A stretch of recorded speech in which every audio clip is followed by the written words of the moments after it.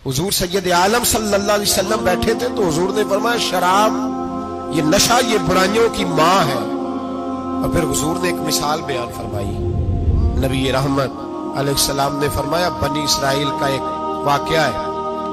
एक खूबसूरत जवान था, एक औरत का दिल आ गया उस पर। ये याद रख लें, हम लड़कों को मना करते रहते हैं, लेकिन हमें घर की बच्चियों पर भी तवज्जो देनी होगी, हमें उनके खून पर भी निगरानी करनी होगी। औरत का दिल आ गया तो नबी पाक अलैहिस्सलातु वस्सलाम फरमाते उसने कोई बहाना लगाया, किसी को कहा कि उस नौजवान को बुला के लाओ, उसको कहो कि हमने कोई गवाही लेनी है तुझसे। वो नौजवान आया, एक कमरे में दाखिल हुआ तो अगले कमरे में ले गए, वहां दाखिल हुआ तो उससे अगले कमरे में ले गई, वो दाखिल हुआ तो इसी तरह 7 मुकफ्फल कमरों में ले गई।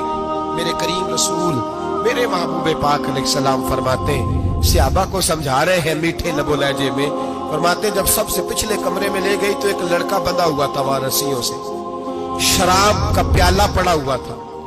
बीबी कहने लगी कोई गवाही शवाही नहीं लेनी, तुझे इसलिए बुलाया है कि तेरे ऊपर दिल आ गया है, अब मेरे साथ मुंह काला कर।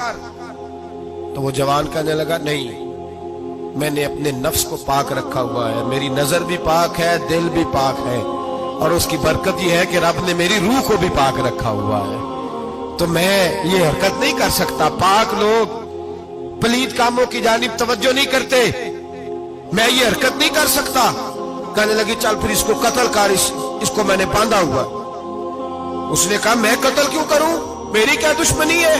कहा फिर शराब पियो, कहा मैं शराब भी नहीं पीता। तो कहने लगी अब तो मैंने तुझे अपने चुंगल में फांस लिया है, अब तू यहां से बच के जा नहीं सकता, और अगर तू बाहर जाएगा तो मैं शोर करूंगी, लोग जमा करूंगी, इसने मेरी इज्जत आबरू पे हाथ डाला है, तो तू बच तो नहीं सकता, एक काम तो करना पड़ेगा।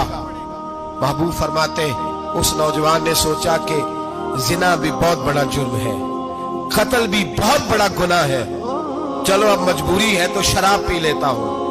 लेकिन वो समझा ना कि शराब तो बुनियाद है। उसने एक प्याला जो पिया, कहने लगा एक और दे दो, दूसरा पिया तो कहने लगा एक और दे दो। अब 3 प्याले 3 बोतलें शराब जो पी चुका तो खुमारी चढ़ गई। अब उस औरत के करीब जाने लगा कि मैं तेरे साथ जिना करूंगा। उसने कहा जब तक मैं करीब नहीं आने दूंगी जब तक तू इसे कत्ल न करे। उसने उसे कत्ल भी किया, जिना भी किया। तो महबूब फरमाने लगे ये कत्ल और जिना जो हुआ है तो ये शराब की वजह से हुआ है। गोया शराब वो जुर्म है जो कत्ल भी कराएगी, जो जिना भी कराएगी। और अगर आप नशई को देखें, अगर आप शराबी को देखें, तो क्या वो डकैतियां नहीं करता फिरता, वो चोरियां नहीं करता, वो अपनी ही माँ का जेवर नहीं बेच आता, वो अपनी ही बहन का पड़ा हुआ जहेज नहीं बेच आता, वो अपने ही घर में डाके नहीं डालता, वो अल्लाह के घर मस्जिद में आकर के चोरी नहीं करता। वो सिर्फ इसलिए करता है कि ये नशा, ये शराब, ये माँ है गुनाहों की, ये जड़ है। मिल्लत के लोगों याद रखो, इस उम्मत, इस पाकिस्तान के साथ जहां बहुत सारे जुल्म हुए, वहां बड़ा जुल्म ये है कि बहुत बड़ा तबका जवानों का नशे का आदी है। वो नशा इन्हें इश्क मजाजी और औरतों के इश्क की जानिब ला रहा है। वो नशा चोरियां करा रहा है, कत्ल करा रहा है, डकैतियां करा रहा है। बहुत बड़े जालिमों ने बहुत बड़े हाउस बनाए हुए हैं जिनके अंदर शराब फराम की जाती है, नशा दिया जाता है। मैंने तो ऐसे ऐसे लफ्ज सुने कि इलेक्शन के दिनों में वोट लेने की खातर सियासतदान इन्हें नशा फराम करते हैं, इन्हें बांध के रखते हैं, रोज तुम्हें पुड़िया मिलेगी, वोट हमें डालना। इतना जुल्म, इतनी ज्यादती, इतना जबर, एक इंसान के साथ खेलना। लौट आओ, पकड़ो इनका दामन, अपने घरों को बचाओ, अपने दोस्तों को बचाओ। जागो जागो उम्मत के लोगों, जागो।